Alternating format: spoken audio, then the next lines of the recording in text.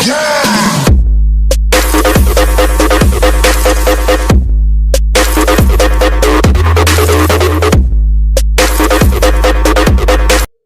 students, today we are going to study about social studies and it is our first class.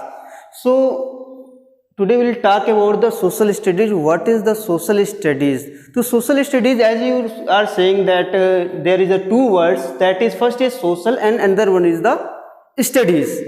तो अब जैसे social जो word है ये आपका जो है बना हुआ किससे, सोसाइटी से बिलोंग करता है, और दूसरा क्या है, स्टडी। जहाँ पर सोशल का मतलब होता है सोसाइटी मतलब समाज, और स्टडी का मतलब होता है उस पे अध्ययन करना। तो सोशल स्टडी जो हमारा सब्जेक्ट होता है ये समाज के बारे में अध्ययन करने के लिए ही बना हुआ है। As we are seeing the definition, social studies is the study of man and his environment. इसका मतलब ये होता है कि सोशल स्टडी जो होता है ये मनुष्य एवं उसके पर्यावरण का अध्ययन करना होता है। और इसके बाद जब हम इनके सब्जेक्ट्स के बारे में बात करेंगे कि किस किन सब्जेक्ट को इसमें सोशल स्टडी में पढ़ाया जाता है या किस किन सब्जेक्ट का हम इसमें अध्ययन करते हैं, तो मोस्टली क्या होता है कि हम देखते हैं कि सोशल स्टडीज में हम चार मुख्य सब्जेक्ट के बारे में पढ़ते हैं। पहला जो होता है हम पढ़ते हैं यहाँ पर हिस्ट्री, दूसरा यहाँ पढ़ते हैं हम जियोग्राफी, थर्ड जो है हमारा पॉलिटिकल साइंस होता है, और फोर्थ जो होता है इकोनॉमिक्स होता है। तो बेसिकली जो आज हमारा वीडियो बनाने का उद्देश्य ये है कि हम इसको वीडियो को 6 to 8 क्लास के लिए से बना रहे हैं। तो मोस्टली 6 to 8 क्लास में पढ़ते क्या हैं, हिस्ट्री पढ़ते हैं, जियोग्राफी पढ़ते हैं, पॉलिटिकल साइंस पढ़ते हैं, और इसी पॉलिटिकल साइंस में क्या होता है, इकोनॉमिक्स और सिविक्स जो होता है वो इंक्लूड होता है। अब बात करते हैं सबसे पहले हिस्ट्री के बारे में हम लोग चर्चा करते हैं। तो हिस्ट्री होता क्या है, तो हिस्ट्री का मतलब जो मीनिंग होती है, to know about our past, मतलब हमको अपने इतिहास के बारे में जानना। हिस्ट्री की हिंदी मीनिंग जो होती है वो इतिहास होती है, जहां पर इति का मतलब होता है प्राचीन और हास का मतलब होता हुआ, मतलब प्राचीन घटनाओं जो भी घटनाएं हुई जिस सब्जेक्ट में हम अध्ययन करते हैं वो हमारा क्या होता है, हिस्ट्री होता है। हिस्ट्री को हम 3 वर्गों में बांट देते हैं, इसका क्लासिफिकेशन करते हैं। पहला जो होता है ये एंशिएंट हिस्ट्री होता है, दूसरा क्या होता है यहाँ पर मिडिवल हिस्ट्री होता है, तीसरा क्या होता है आपका मॉडर्न हिस्ट्री होता है। अब इसको हम टाइम पीरियड में कैसे बांटते हैं, एंशिएंट हिस्ट्री कब तक हम मानते हैं, तो एंशिएंट हिस्ट्री जो हम मानते हैं इसको जो आज से 712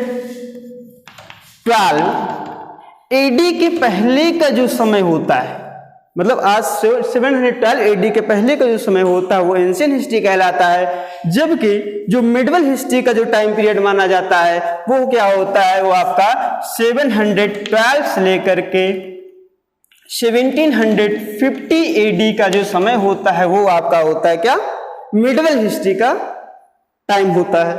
अगला जो हिस्ट्री हम पढ़ते हैं वो होता है क्या, modern history. Modern history after that 1750, मतलब 1750 के बाद का जो समय आता है वो आपका मॉडर्न हिस्ट्री के अंतर्गत आता है।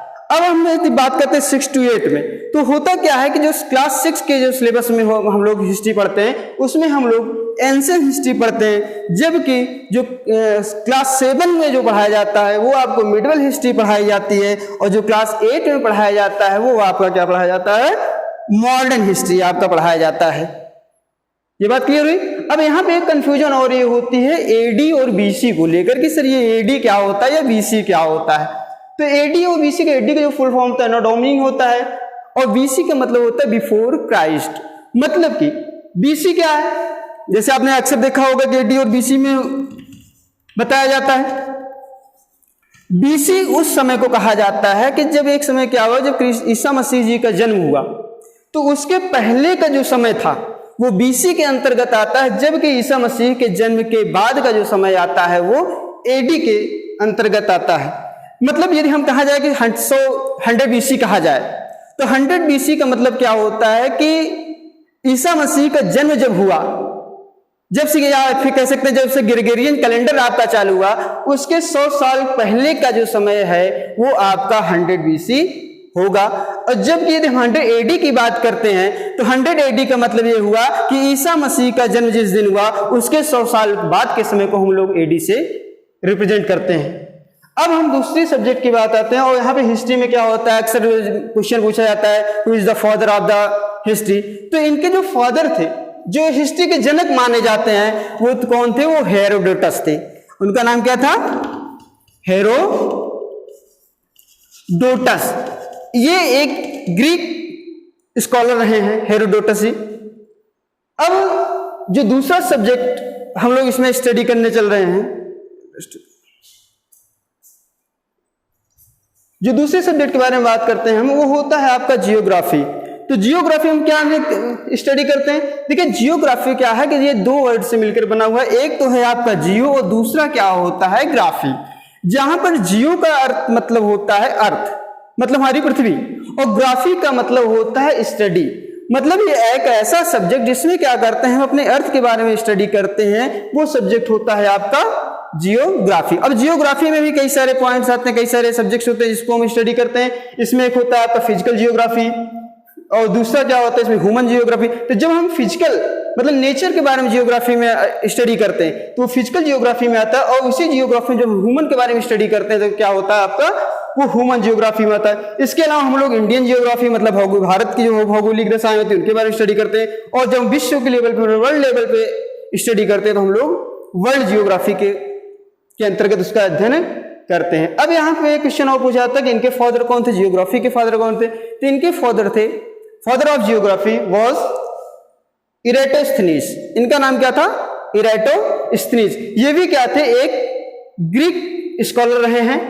अब जो थर्ड सब्जेक्ट यहाँ पर स्टडी करते हैं क्लास 6 to 8 में, वो होता है पॉलिटिकल साइंस, कहीं कहीं पर इसको सिविक्स भी कहा जाता है। और इसी पॉलिटिकल साइंस और सिविक्स में क्या होता है आपका? इकोनॉमिक्स के कुछ चैप्टर्स क्या होते हैं वो इंक्लूड रहते हैं, उसी में शामिल रहते हैं। अब यहाँ जैसे पॉलिटिकल साइंस में हम क्या स्टडी करते हैं? पॉलिटिकल साइंस में स्टडी करने का जो मटेरियल, जैसे हमारा कॉन्स्टिट्यूशन कैसा है, हमारी एडमिनिस्ट्रेशन कहता है, हमारी एग्जीक्यूटिव क्या है, हमारे फिर जुडिशरी सिस्टम कैसे, उन सारी चीजों के बारे में अध्ययन करते हैं। तो वो सब्जेक्ट क्या होता है आपका? Political science. और पॉलिटिकल साइंस के जो जनक माने जाते हैं वो हैं कौन से? अरिस्टोटल, या फिर इनको जो हमें अरस्तु के नाम से जानते हैं। पॉलिटिकल साइंस के जो फादर हैं कौन है? वो अरस्तु हैं, अरिस्टोटल हैं। अगला जो होता है सब्जेक्ट यहीं पे एक सिविक्स होता है। जब हायर क्लास में जाती है दोनों अलग हो जाते हैं, लेकिन जब हम लोअर क्लास के बारे में पढ़ते रहते हैं तो ये क्या होते हैं? दोनों एक सब्जेक्ट में ही पढ़ाया जाता है। यहाँ पे क्या होता है? पॉलिटिकल साइंस के तो जो फादर हैं वो अरिस्टोटल को माना जाता है, मतलब अरस्तु को माना जाता है, जबकि जो सिविक्स के जो फादर हैं वो बेंजामिन फ्रैंकलिन को माना जाता है। अरिस्टोटल भी कहाँ के थे? ये ग्रीक के थे, जबकि सिविक्स के जो फादर रहे हैं बेंजामिन फ्रैंकलिन, ये यूएसए थे, यूनाइटेड स्टेट ऑफ अमेरिका के थे। और नेक्स्ट सब्जेक्ट जो हम पढ़ते हैं इकोनॉमिक्स, यहाँ पे एसएसटी में पढ़ा जाता है। इकोनॉमिक्स के जो फादर रहे हैं वो एडम स्मिथ को माना जाता है। सर्वप्रथम इन्होंने इकोनॉमिक्स की शुरुआत की थी, या इकोनॉमिक्स के बारे में किताबों को लिखना प्रारंभ किया था। अब और इसमें इकोनॉमिक्स एक होता क्या कि इकोनॉमिक्स मतलब जितनी फाइनेंशियल एक्टिविटीज के बारे में जो हम स्टडी करते हैं तो वो कहाँ स्टडी किया जाता है? वो आपका इकोनॉमिक्स सब्जेक्ट में स्टडी करता है। तो thank you friends watching my video.